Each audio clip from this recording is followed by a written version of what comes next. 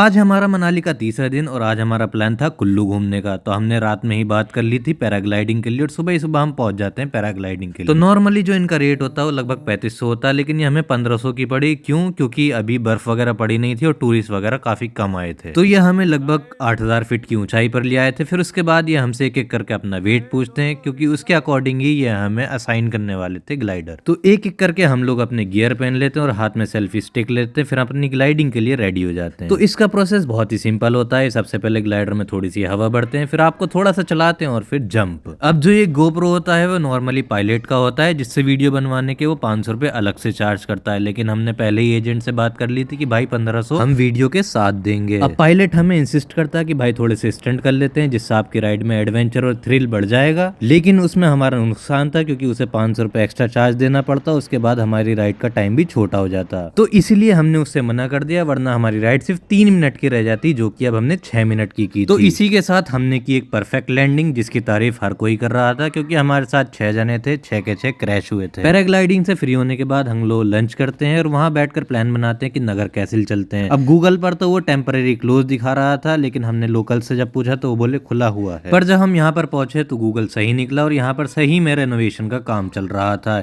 इसी वजह से वो टेम्परेरी क्लोज दिखा रहा था। वहाँ यहाँ भाई का प्लान बनता है कि अभी रास्ते में जो ग्राउंड पड़ेगा वहां पर हम गेम्स खेलेंगे। फिर जब हम वहां के लिए निकले तो हमें रास्ते में 1995 का एक पुराना पुल दिखा, जो कि लोहे की रस्सियों पे झूल रहा था और काफी तेज हवाएं उस पर चल रही थी। तो वहां से फ्री होने के बाद हम फाइनली पहुंच जाते हैं अपने प्लेग्राउंड, जहां पर हम अपनी कॉस्ट्यूम्स वगैरह लेकर रेडी हो जाते हैं। देखो गाइस, कुछ भी हो जाए जीतने तो हमें वाले हैं, ब्लू वाले भागने वाले हैं पूरे तरीके। फिर साथ भाई भी लाल वाली टीम को एक वार्निंग देते हैं, कत्तियां ही खेत देनी है भाई साहब लाल वालों की। उसके बाद दोनों टीमों में जम के मुकाबला होता है, लेकिन जो रिजल्ट होता है वो ड्रॉ रहता है। तो आज का दिन भी हमारा बिना बर्फ के गोले बनाए निकल गया। उम्मीद करेंगे कि कल हमें बर्फ मिल जाए। आज के लिए इतना ही बहुत है। मिलते हैं आपसे नेक्स्ट व्लॉग में। Bye bye.